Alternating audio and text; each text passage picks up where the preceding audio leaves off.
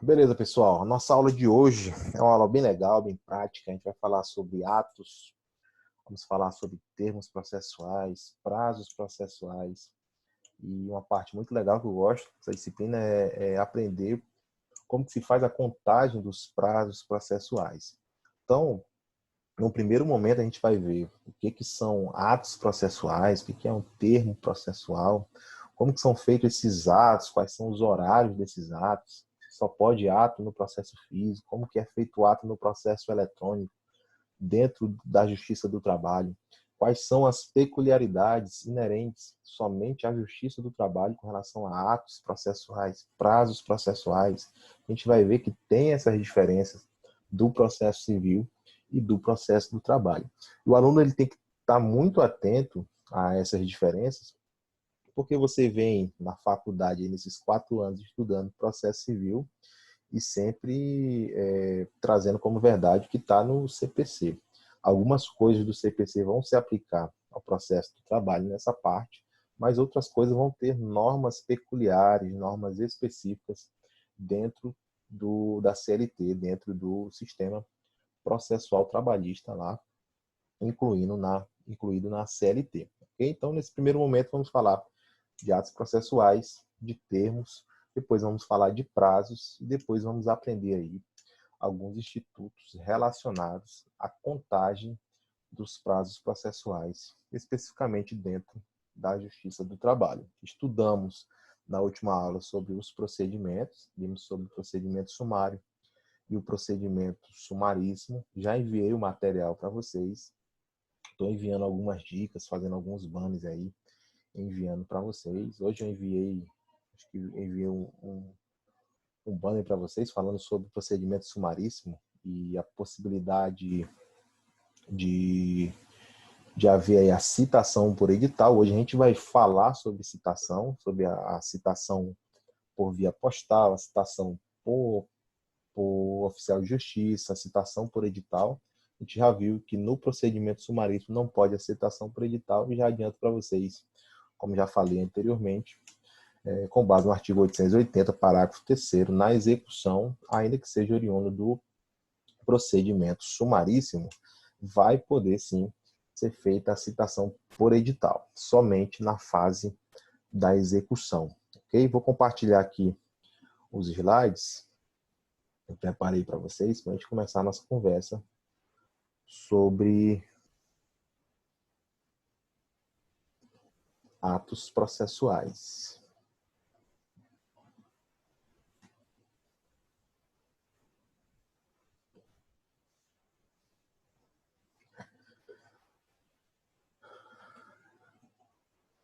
Trazer logo todos esses balões aqui.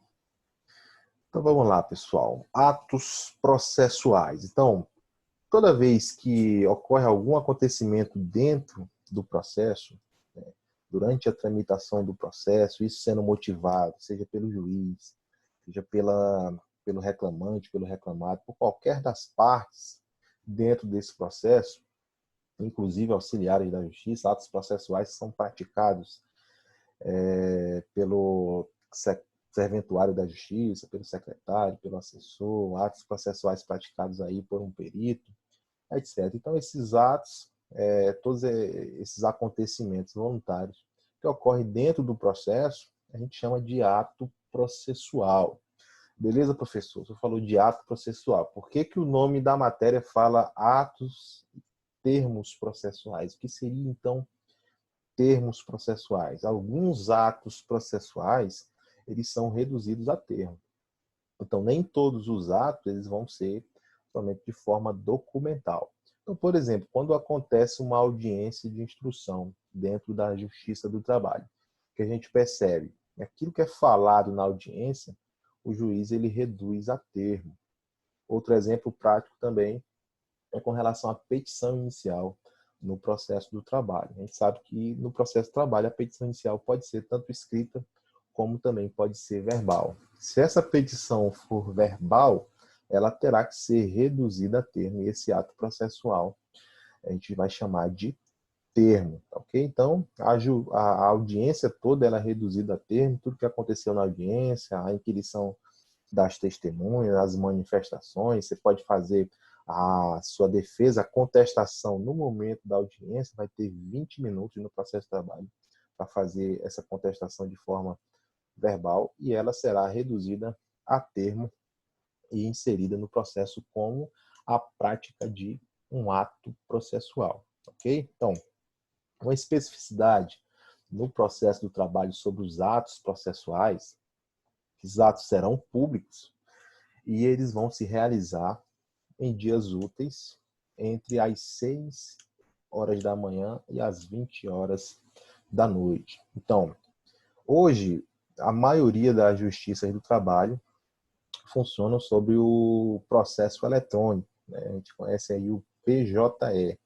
Então, não precisa ser realizado necessariamente um ato processual quando é uma defesa pelo advogado, quando é alguma manifestação, uma petição, etc. Dentro desse prazo aqui, em dias úteis, nem nesse horário entre 6 e 20 horas da noite. Agora, alguns atos processuais, como uma notificação por um oficial de justiça, é um ato processual de penhorar um bem, alguns atos processuais realizados pelo juiz, e principalmente quando esse processo é físico, vale a literalidade do texto da lei da CLT, que fala que esse ato ele vai se realizar em dias úteis das 6 às 20 horas. Ok? Então, quais serão os dias úteis? São os dias em que há expediente forense. Então, a gente exclui os dias de feriado e os dias de final de semana. Sábado e domingo não é dia útil e os dias de feriado também não são dias úteis.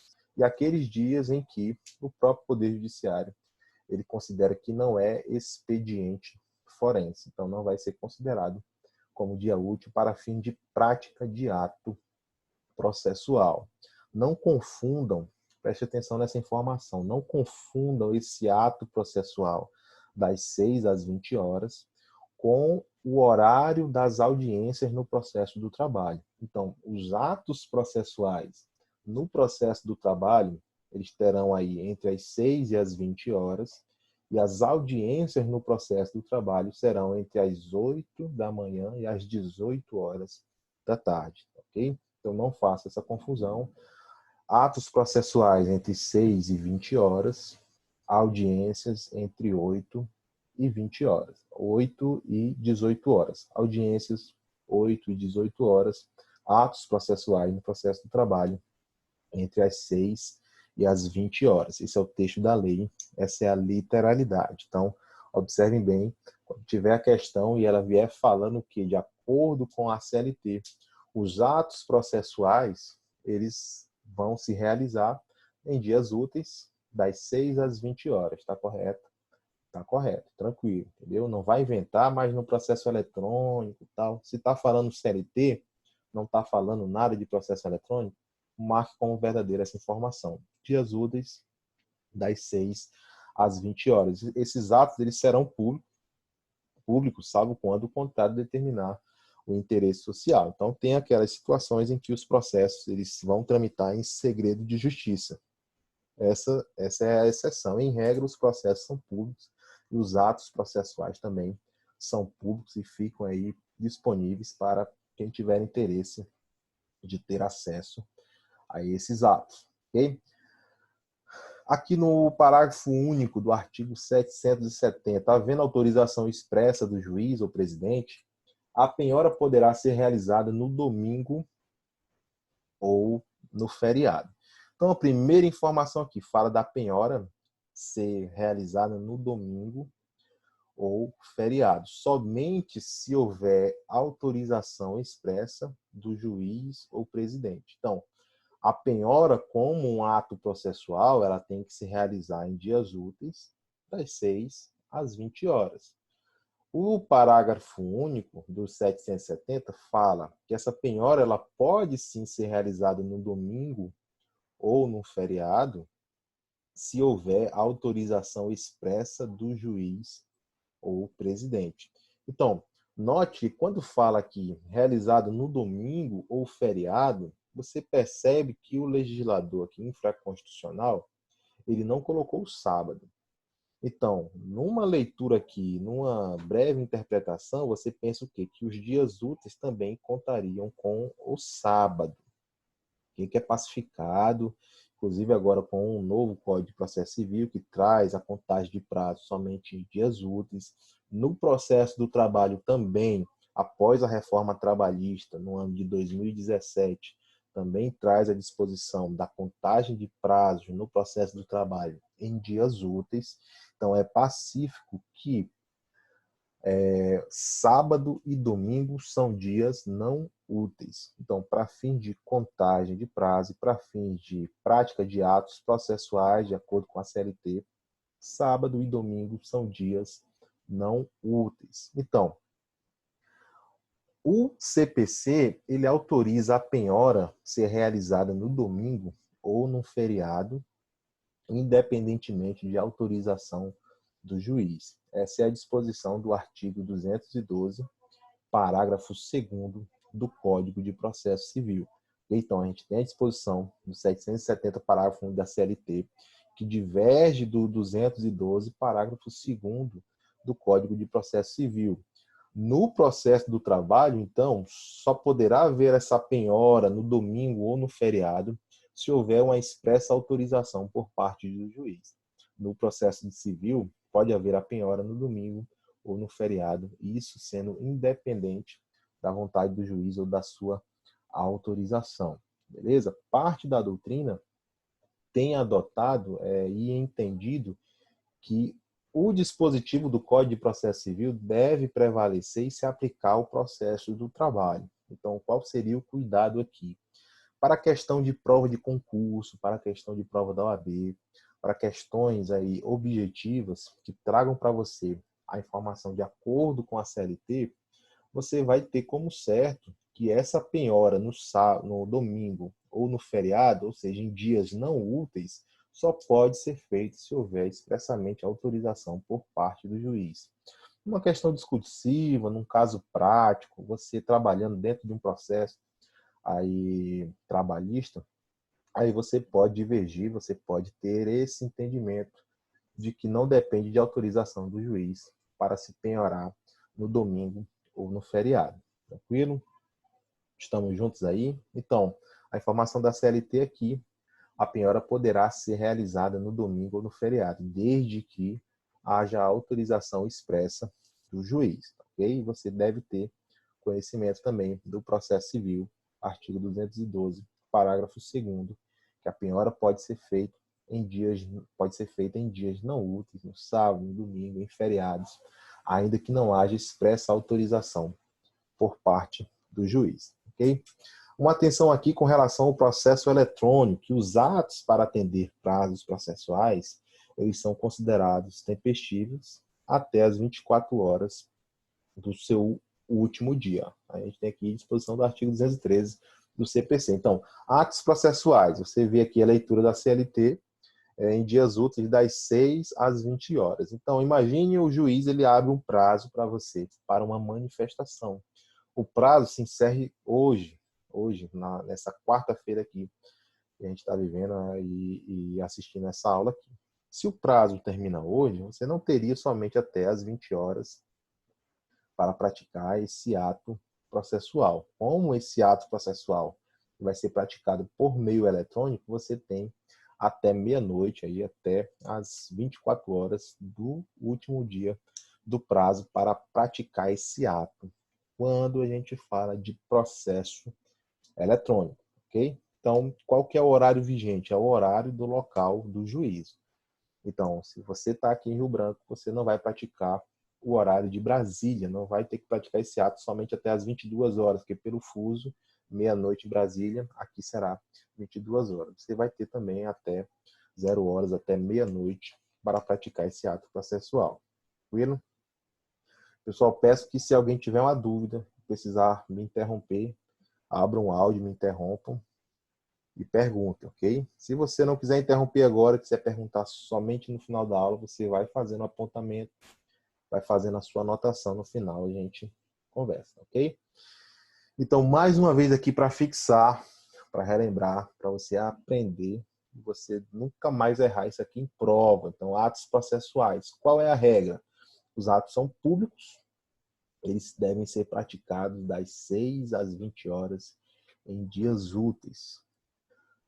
Sábado e domingo é considerado como dia não útil, tá ok? Sábado, domingo, feriado é dia não útil. Somente dias úteis aqueles em que existe aí o expediente forense. Beleza? Quais são as exceções? Para os atos públicos, as exceções, aqueles atos que demandam aí o segredo de justiça. Então, processos que tramitam em segredo de justiça. Exceções com relação aos atos processuais, das 6 às 20 horas, em dias úteis. Com relação aí à penhora, ela pode ser realizada em domingos e feriados, desde que haja autorização do juiz. Muita atenção aqui, pessoal, já falei para vocês, mas chamo mais uma vez a atenção, que a questão pode vir somente perguntando para você se a penhora no processo do trabalho, ela pode ser realizada em domingos e feriados.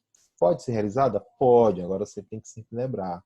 Pode, sob a condição, desde que o juiz expressamente autorize essa penhora no domingo ou essa penhora no feriado. Ok? Aí traz aqui a disposição que eu já falei para vocês do artigo 212, parágrafo 2º do Código de Processo Civil. Citações, intimações e penhora podem ser realizadas nos sábados, domingos e feriados, independentemente de autorização do juiz. Então, existe aqui aquele conflito que eu trouxe para vocês, parte da doutrina do processo trabalhista tem entendido que esse dispositivo do CPC ele prevalece e deve ser aplicado sim no processo do trabalho, no sentido de que a penhora pode ser realizada tanto no sábado como no domingo, como também nos feriados, sem que haja a necessidade de autorização por parte do juiz. Tranquilo?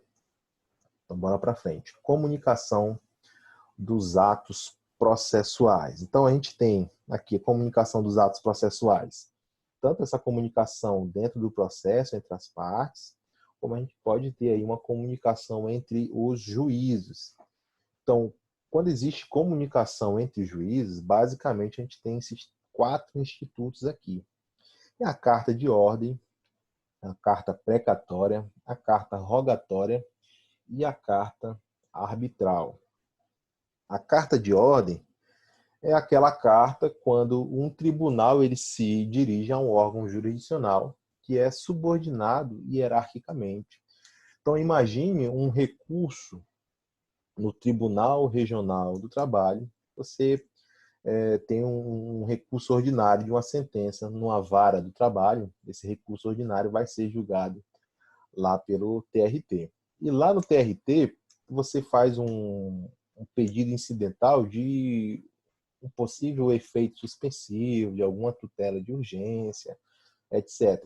Se é deferido esse seu pedido, de um efeito suspensivo, de uma tutela de urgência, e vai ter alguma interferência no seu processo lá na primeira instância, como que o desembargador, como que o juiz do Tribunal Regional Eleitoral, ele vai se comunicar com esse juiz de primeira instância por meio da carta de ordem. Ele vai enviar essa carta de ordem, dando ciência para o juízo de piso, dando ciência daquela decisão monocrática ou decisão colegiada, para que ele adote as medidas adequadas, as medidas aí adequadas e suficientes aí para cumprir a decisão. Então acontece muito com relação a decisões de órgãos jurisdicionais hierarquicamente superiores para comunicar aos órgãos hierarquicamente inferiores sobre a sua decisão para que haja a referida aplicação dessas decisões. Ok? Então, essa é a carta de ordem. Nós temos também a carta precatória, que é a comunicação entre juízes no âmbito do Poder Judiciário brasileiro. Né? Então, não existe aqui, no caso, hierarquia. Então, é aquela situação em que um juiz do trabalho ele pode pedir para um juiz também do trabalho de uma outra comarca para que ele faça a inquirição de uma testemunha que é imprescindível para o deslinde daquele processo, para uma produção aí de prova que vai ser eficiente, que é importante para o processo.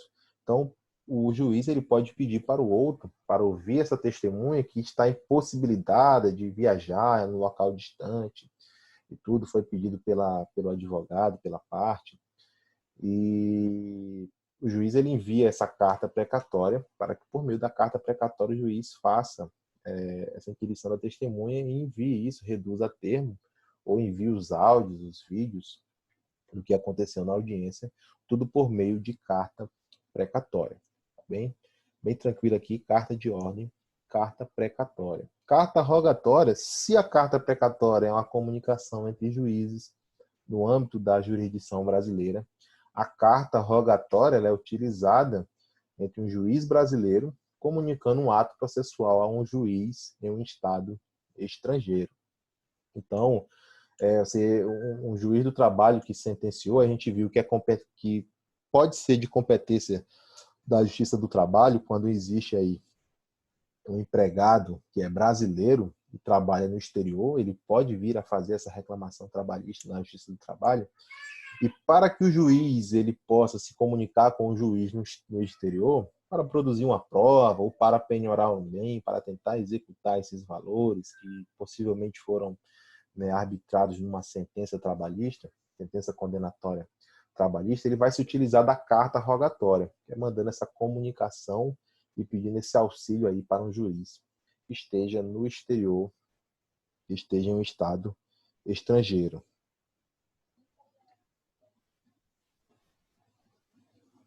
Só um momentinho.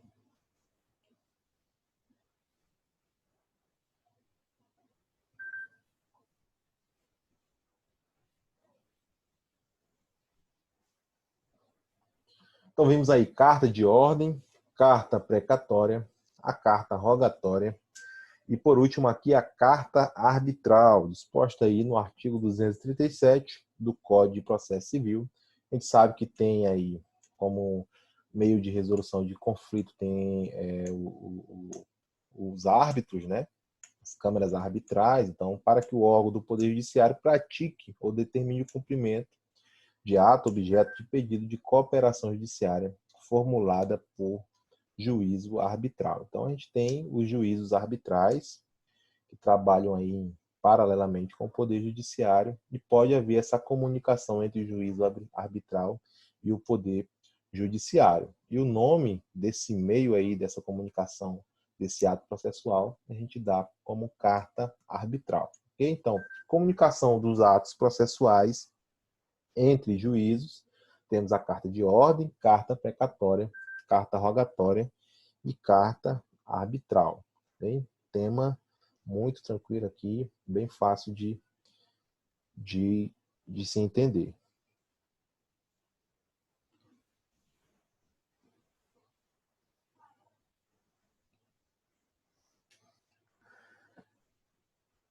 Então, aqui a gente viu a comunicação dos atos processuais entre os juízes e temos também a comunicação dos atos processuais entre as partes. Então, basicamente, a gente vai ter aqui, nesse tipo de comunicação entre as partes, a citação e a intimação. Eu chamo a atenção de vocês com relação à citação e à intimação, porque no processo do trabalho, a lei trata sempre como notificação. Então, a primeira medida do despacho do juiz, quando está tudo tranquilo, tudo certinho com a petição inicial, a gente aprende lá no processo civil que tem aquele despacho citatório. O juiz despacha mandando citar o réu, trazendo o réu para configurar ali aquela tríade no processo, que é o autor, juiz e réu. Okay? Aí ele configura e está formada a relação processual entre autor, juiz e réu. Por meio da citação é que o juiz ele vai dar conhecimento à parte contrária, à parte demandada, à parte reclamada, à parte ré, de que há um processo contra ele, para ele ter conhecimento de todos os termos desse processo, para que assim ele possa realizar a sua defesa, né, e seus atos processuais dentro desse processo. O processo civil a gente chama isso de citação. Está lá no artigo 238 do CPC. No processo de trabalho, tudo é notificação. Para citar é notificação, para intimar também é notificação. Então, a intimação no processo civil seria aquele ato em que você dá ciência para a parte, para um terceiro, para alguém, sobre um termo, sobre um ato, sobre uma decisão dentro daquele processo. Então, imagine que a parte já foi citada, já se integrou ao processo, o processo está tramitando, e o juiz abra um prazo para uma das partes, ou abra um prazo para um terceiro, para realizar um ato processual. Quando ele abre esse prazo, ele faz o quê? A intimação dessa parte, desse terceiro, para que ele tome ciência desse despacho, dessa decisão, e que ele possa vir a praticar esse ato dentro do processo. Então, qual é a principal diferença da citação e a intimação? Na citação, é aquela primeira surpresa da parte que está sendo demandada, da parte ré. Ele ainda nem sabia que existia esse processo. Ele tem conhecimento do processo por meio da citação. Ele já integrado nesse processo, ele vai ter conhecimento dos atos praticados pelo juiz, das decisões, por meio depois da intimação, ok? Então, para ficar claro, para que você entenda, dentro do processo do trabalho não existe essa separação, essa divisão entre citação e intimação. O que existe sempre, pela literalidade da lei trabalhista, é a notificação. Então, o juiz recebe o processo, ele faz o quê? Notifica o reclamado para uma audiência de conciliação e para que ele possa aí apresentar a sua defesa, ok? O juiz decidiu, o juiz sentenciou, ele faz o quê? Notifica o reclamado e o reclamante para terem ciência, darem ciência da sentença. Tranquilo? Então, as formas de citação a gente vai ter dentro do processo do trabalho, você pode chamar também de notificação, serão aí notificação por via postal, notificação por edital, notificação por oficial de justiça e a notificação por meio eletrônico. Nós vamos ver aqui hoje sobre todas essas formas aqui de citação ou de notificação dentro do processo do trabalho. Tranquilo?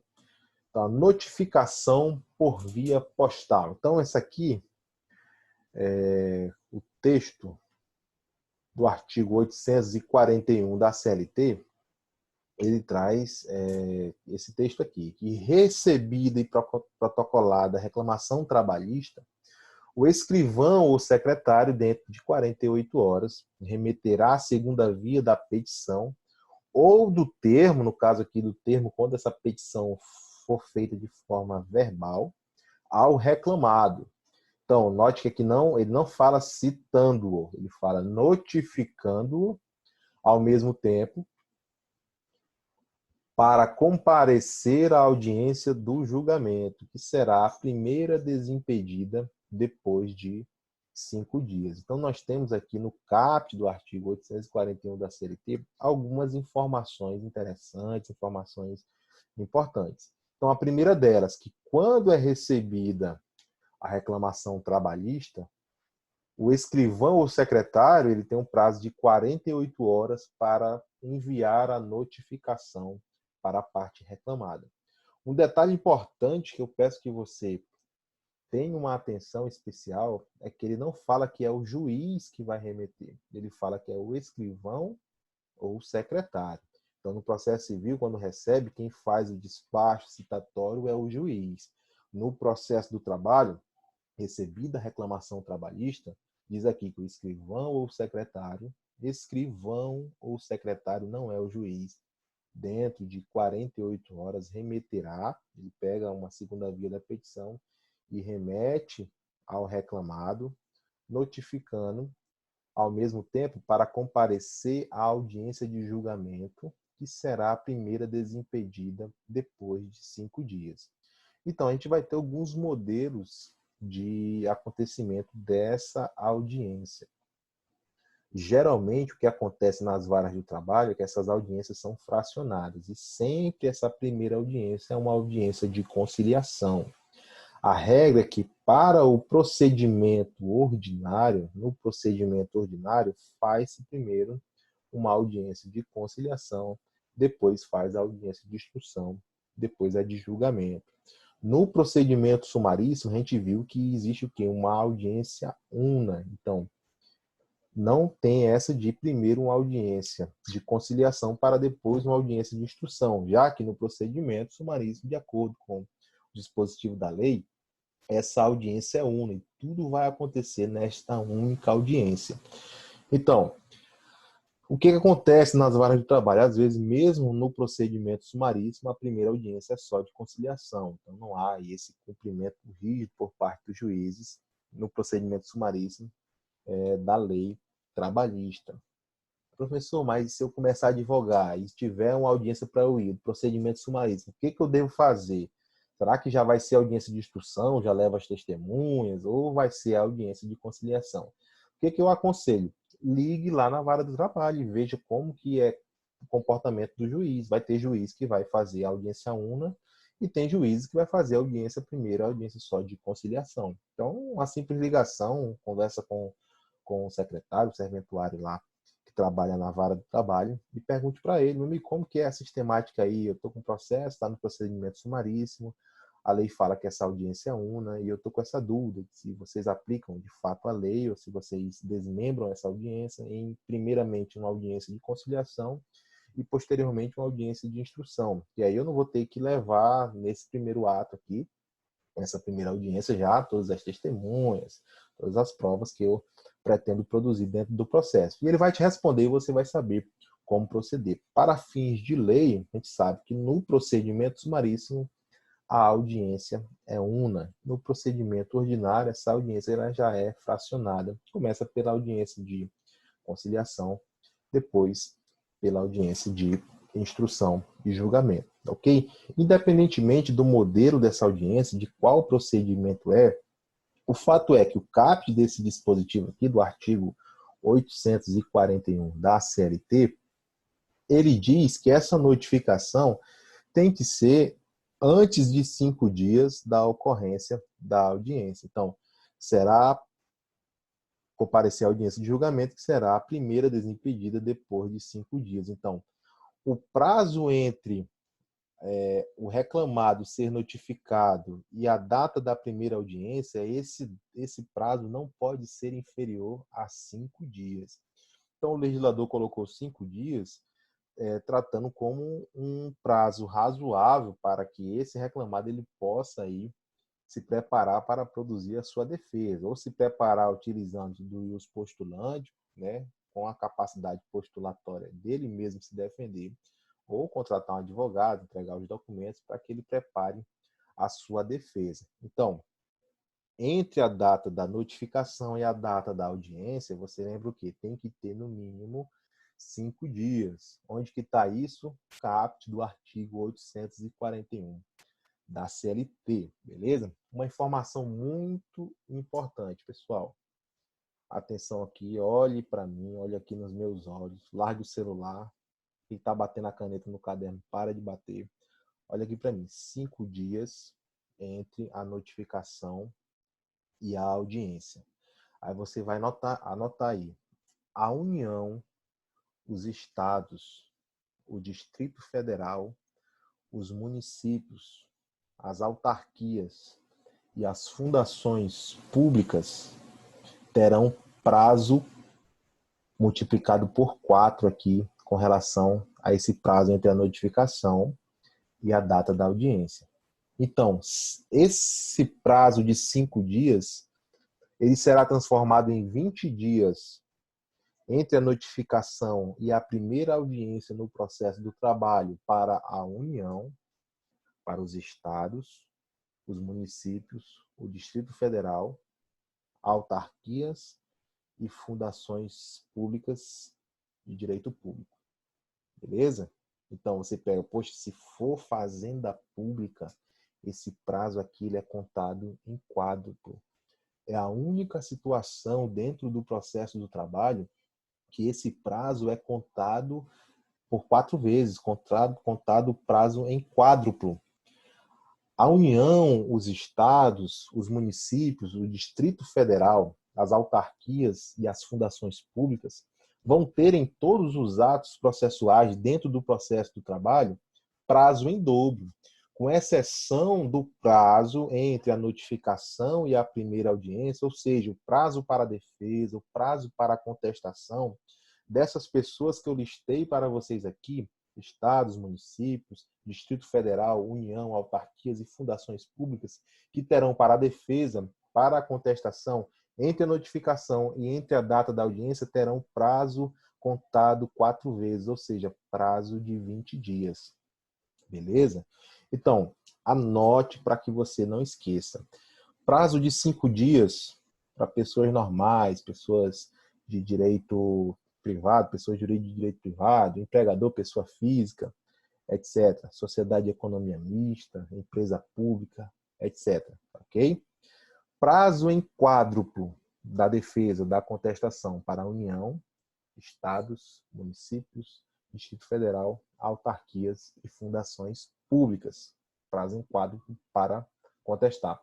Prazo em dobro para a defesa ou para a contestação, Ministério Público do Trabalho, Defensoria Pública da União. Ok? Então, para esse prazo aqui de contestação entre a notificação e a data da audiência, ele conta em dobro, será de 10 dias para o Ministério Público do Trabalho e para a Defensoria Pública da União. Vai ser contado em 20 dias para os estados, municípios, Distrito Federal, União, autarquias e fundações públicas. Tranquilo? Então vamos para frente. Oferecida a contestação, ainda que eletronicamente, o reclamante não poderá, sem o consentimento do reclamado, desistir da ação. Então aqui é a situação em que o reclamante ele pode pedir desistência dessa ação e até um certo momento ele pode pedir desistência da ação e ele não vai depender da anuência da parte reclamada. Então, até o momento do oferecimento da contestação, o reclamante pode desistir da reclamação sem que haja o consentimento do reclamado. A partir do momento em que haja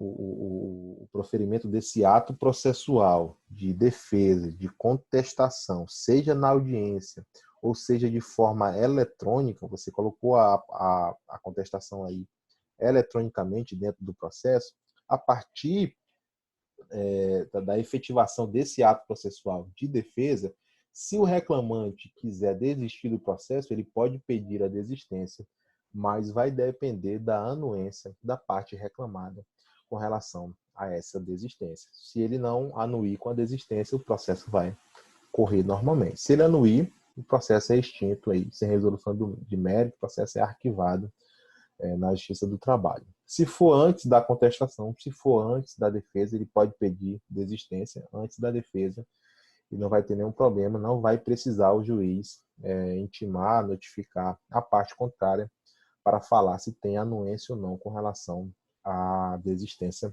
da ação. Tranquilo? Então, uma atenção aqui com relação à notificação no processo do trabalho. Não constitui ato pessoal, podendo ser recebida por pessoa diversa das partes, sendo válida com a simples entrega do registro postal no endereço da parte. O que quer dizer essa informação aqui? Não precisa a intimação, a notificação no processo de trabalho ela ser pessoal, ser na pessoa do reclamado. Então, se a regra é a notificação por via postal, então se recebe a reclamação trabalhista na Justiça do Trabalho, então tem aquele prazo de 48 horas, vai enviar essa notificação por via postal. O cara mora num condomínio, chegou a carta lá de notificação, a pessoa que trabalha lá na portaria, que tem o cargo lá de porteiro desse condomínio, ele faz o recebimento e já basta para fim de notificação. A pessoa foi notificada. Então, é o que vem dizendo aqui, nesse balão aqui de atenção, que não constitui um ato pessoal. Pode, sim, ser recebida por pessoa diversa das partes, sendo válida com a simples entrega do registro postal no endereço da parte contrária. Informação importante aqui também na súmula 16 do TST, presume-se recebida a notificação 48 horas depois de sua postagem. O seu não recebimento ou a entrega após o decurso desse prazo constitui ônus de prova do destinatário.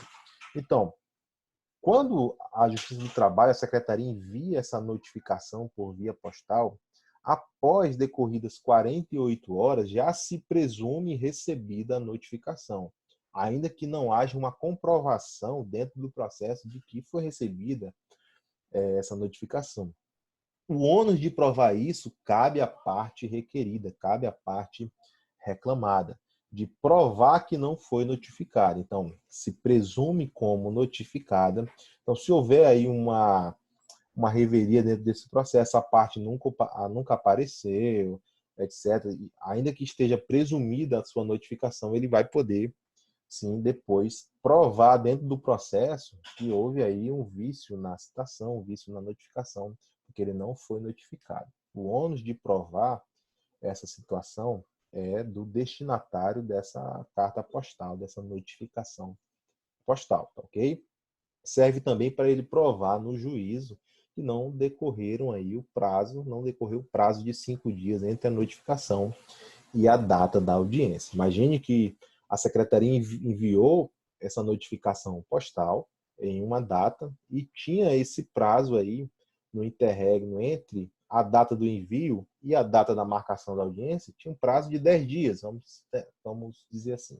Tinha um prazo de 10 dias. Está dentro dos 5 dias, está dentro do que está na legislação trabalhista. Só que a pessoa que foi notificada recebeu essa notificação já faltando somente 2 dias para o dia da audiência.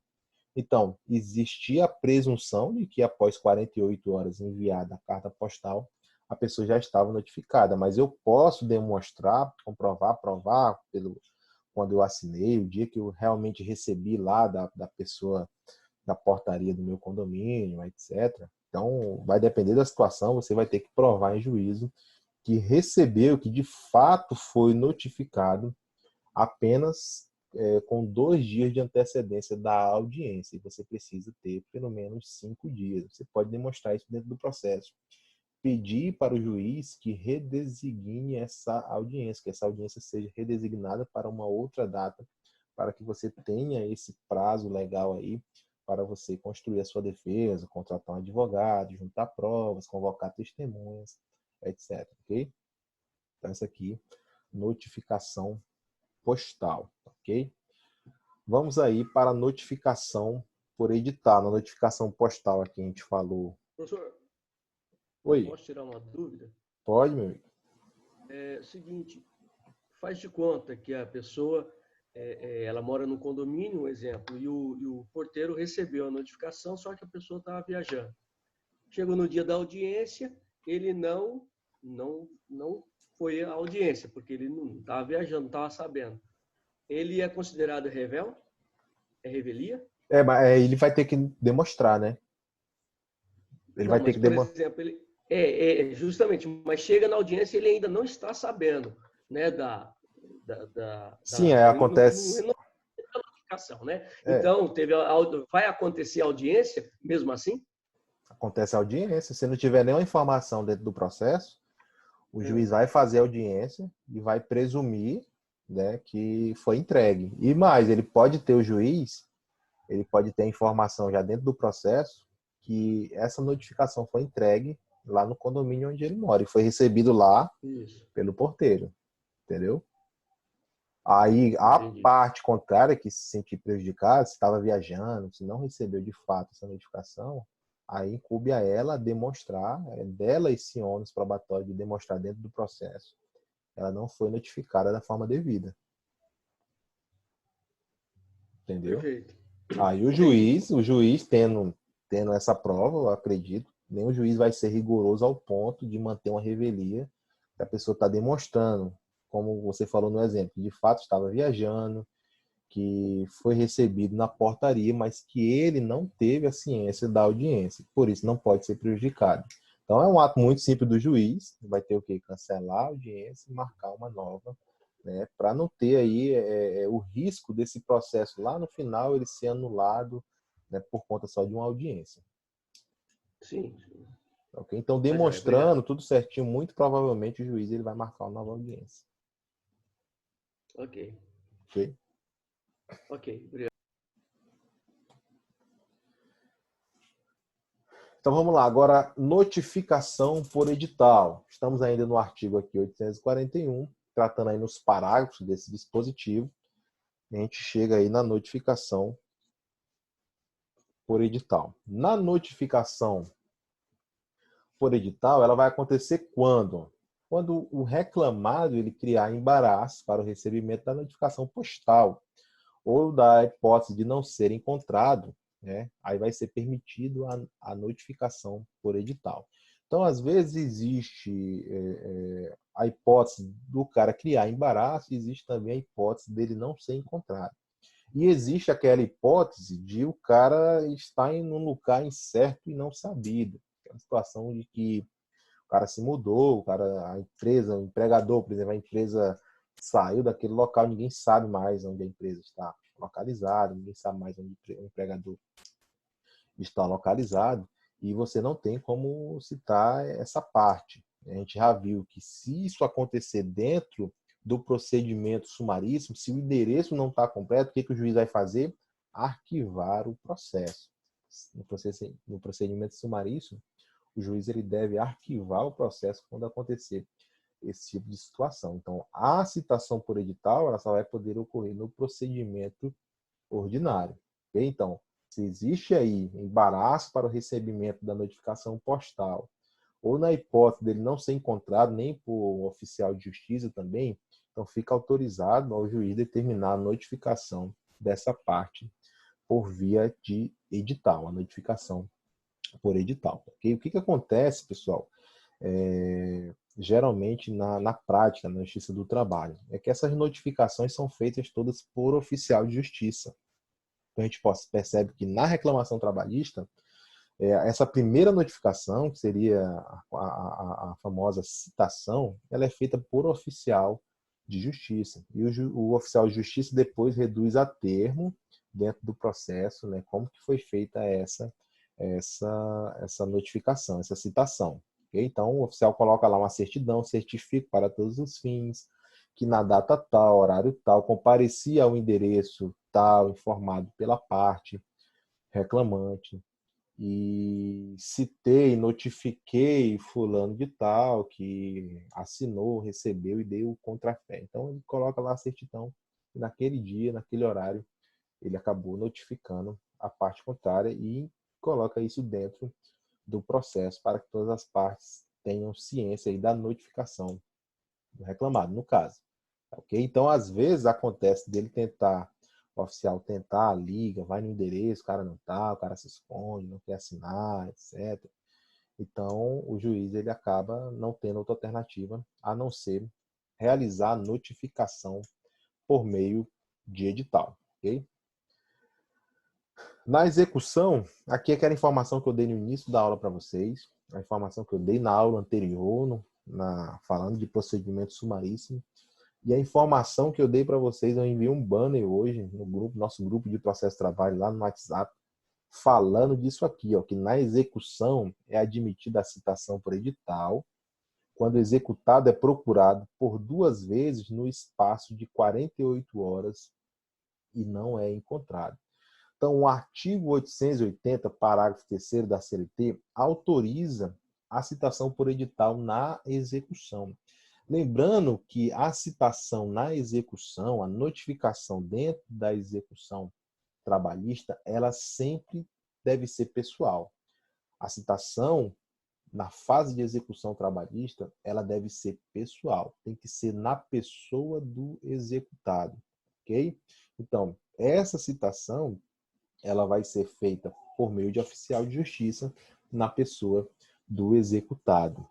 Se esse executado for procurado por 2 vezes no espaço de 48 horas e não for encontrado, então está autorizado a citação por edital. Aí qual que é a pegadinha aí que tem pegado muitos alunos resolvendo as provas?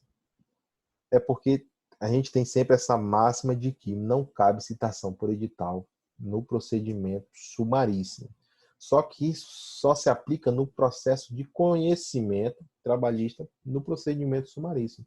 Quando muda de fase, passa para a fase de execução, ainda que seja decorrente de um processo, de um procedimento que veio dentro do rito sumaríssimo, vai sim poder, na execução, se aplicar a forma de comunicação, que é a notificação por edital. Ou, no caso aqui, citação por edital. Eu coloquei até, quando for coisa importante aqui, vou colocar até uma caveira aqui do lado, para você ter essa atenção, tá ok? Então, eu coloquei essa mesma informação no banner, está lá no WhatsApp, se você quiser ler.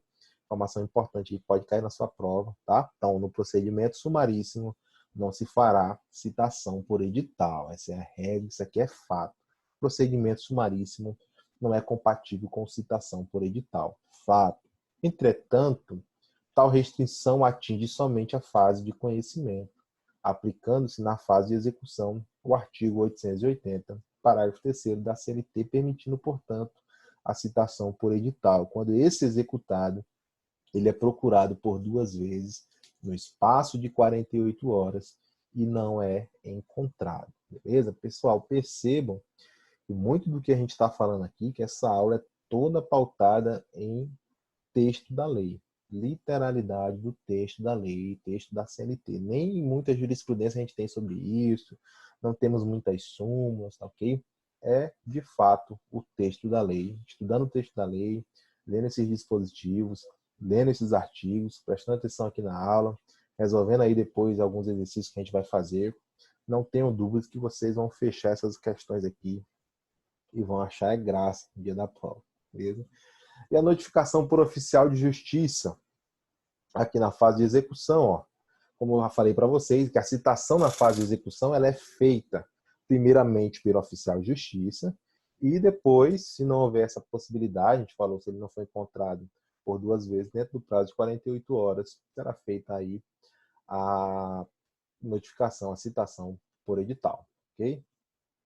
A citação, coloquei aqui uma observação, ressaltando que na fase de execução a situação deve ser pessoal. Tranquilo? Outra informação importante, quando se tratar da União, dos estados, dos municípios, do Ministério Público do Trabalho e da Defensoria Pública da União, a citação ela deve ser feita, a notificação deve ser realizada por meio de oficial de justiça, tanto na fase de conhecimento como também na fase de execução. Ele fala que, inclusive, na fase de conhecimento, que a gente viu que para outras pessoas, pessoas jurídicas de direito privado, por exemplo, a regra é que tem que ser a notificação por edital. Então, se for uma dessas pessoas aqui, contra a União, os estados, os municípios, o Ministério Público do Trabalho e a Defensoria Pública da União, essa citação tem que ser feita por meio de oficial de justiça, ainda que seja na fase de conhecimento, ok?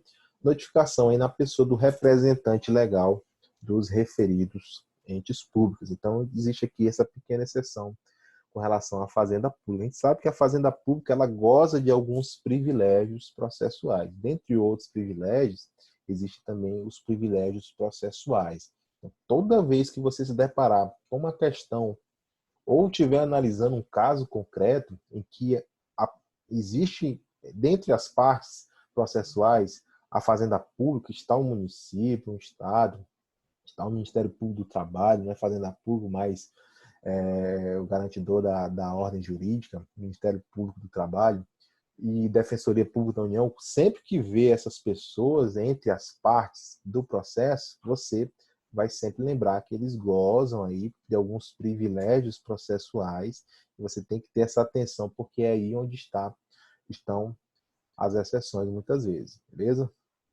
E a notificação por meio eletrônico, que é o que tem mais acontecido atualmente, porque eu acho que 99% já dos processos no Brasil são todos processos eletrônicos. Então, no processo do trabalho, por exemplo, a primeira intimação, a primeira notificação, citação, ela é feita por via postal ou por via de oficial de justiça. Como falei para vocês, a parte ainda não tem o conhecimento do processo. Então, ele tem o conhecimento do processo por meio da citação ou da notificação. A partir do momento que essa parte integra essa relação processual, autor, réu e juiz, ele passa a integrar esse processo, ele tem advogado dentro do processo, então os atos processuais vão ser praticados por meio eletrônico.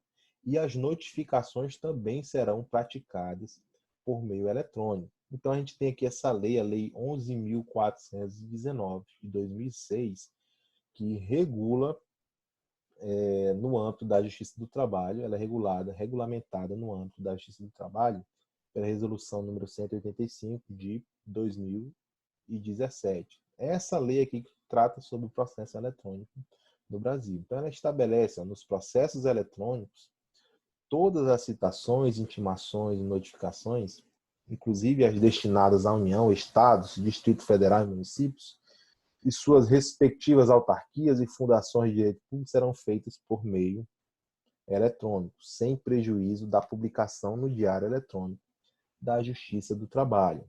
Então, citações, intimações e notificações, inclusive quando for destinada à União, Estado, Distrito Federal, municípios e autarquias. Então, na Justiça do Trabalho existem cadastros. Então, o representante da União, dos Estados, dos municípios já possuem cadastro dentro da Justiça do Trabalho e eles já são notificados de forma eletrônica. Então, quando você entra com a reclamação trabalhista contra o município de Rio Branco, por exemplo, imagine uma situação que é oriunda da relação de trabalho, ou que o município de Rio Branco está no polo passivo, aí com a responsabilidade subsidiária, você envia essa reclamação trabalhista, não vai uma carta postal, nenhum oficial de justiça lá notificar o representante do município para integrar dentro do processo. É feito por meio eletrônico, porque a Justiça do Trabalho já tem o cadastro, já envia por meio eletrônico, e o município já tem um sistema, uma sistemática que ele analisa ali e verifica todas as intimações, todas as notificações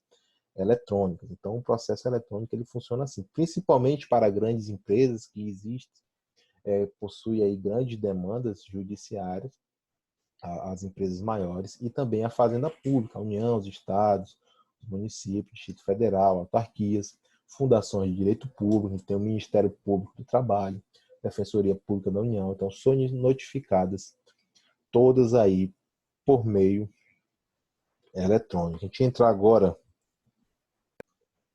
Professor, posso tirar uma dúvida? Pode, meu amigo. Na justiça comum, a citação ela nunca pode ser eletrônica, né? A intimação, sim.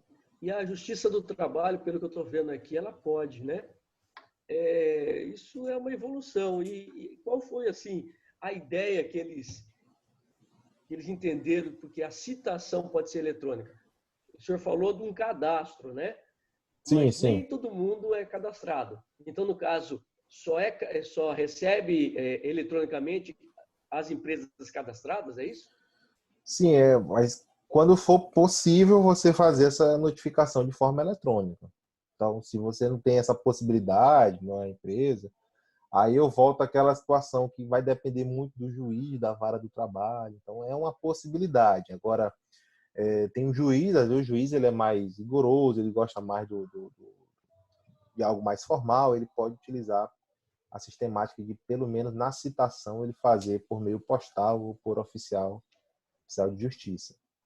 Mas, em regra, os atos processuais, né, eles são feitos todos de forma eletrônica, quando o processo é eletrônico, obviamente, né? Que é no caso aí o PJE. Sim, sim. Entendi, obrigado. Tranquilo, meu amigo? Professor, Oi. no caso do reclamante que tem advogado particular, né? Uhum. Essas intimações ou notificações, elas são feitas por meio da publicação no diário para os advogados? Pode ser feito por informação, por meio eletrônico, e pode ser feito por intimação no diário. Pode haver a publicação no diário, mas pode ser feito somente uma comunicação eletrônica. Ah, tá bom, entendi, obrigado. Às vezes o juiz ele abre, por exemplo, ele abre um prazo para uma manifestação, uma parte. A parte já tem advogado dentro do processo. Então, imagine eu sou advogado, eu tenho acesso ao PJE. Então, a gente vai ver aqui quando a gente for falar de prazos processuais.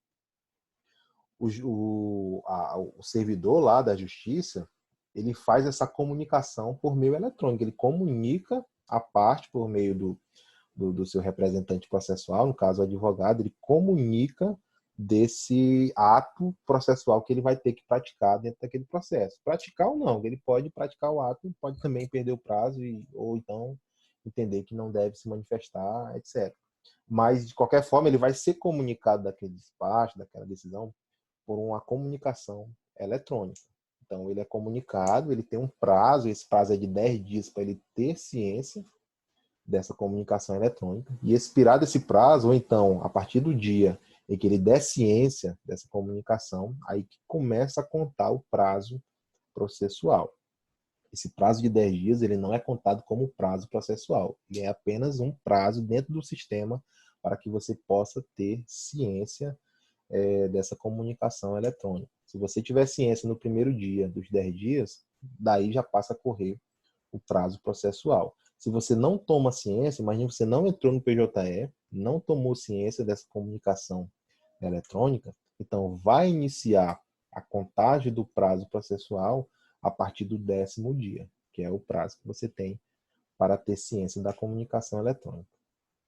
Tranquilo? Entendi. E esses 10 dias são contados corridos ou em dias úteis?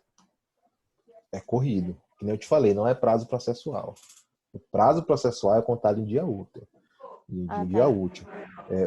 Esse prazo, ele não tem esse caráter de prazo processual. Ele é um prazo dentro do sistema para você tomar ciência. O prazo processual, ele começa a correr quando você toma ciência ou quando decorre 10 dias e você não toma ciência da comunicação eletrônica.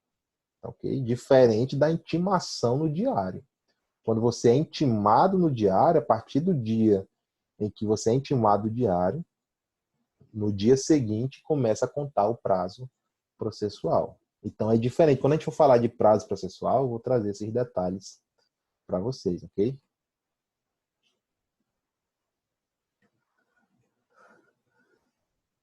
Pessoal, dessa parte aqui, alguma dúvida? Tá tranquilo? Se quiser abrir o áudio aí e falar alguma coisa, ou digitar aqui no chat. A transmissão tá boa para vocês? Eu vi uma mensagem aqui que a internet tava ruim. Tá boa a transmissão, áudio e vídeo? Me dê um feedback aí.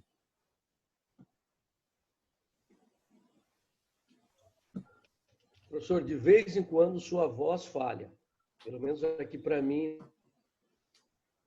Voz falha de vez em quando, né? Da internet, né? Mas assim, tá tranquilo. Não tô perdendo nada, não. Ah, tá, tranquilo. Deixa eu só fazer um teste rápido aqui dela. Está. Ver como é que tá pra gente passar agora para prazo processual. Ou vocês querem deixar prazo processual? A gente já tá aí com 1h10, né? 1h05.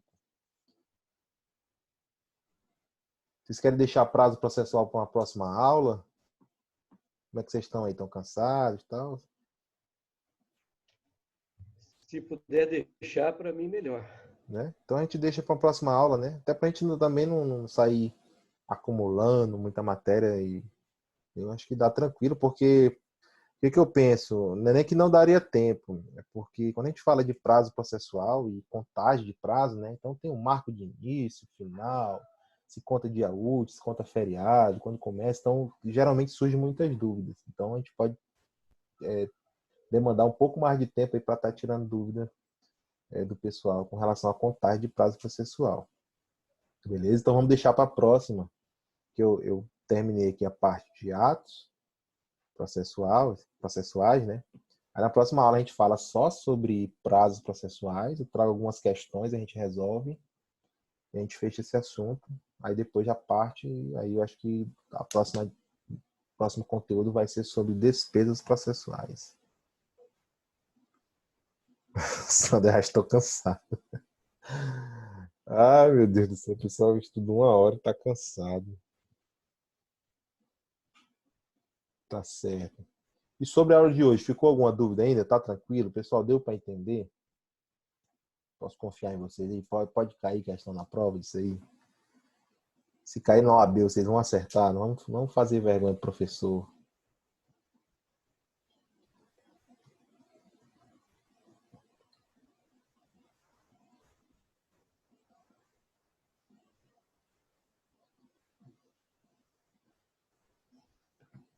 Tranquilo, sem dúvidas? Pessoal, então eu vou encerrar aqui.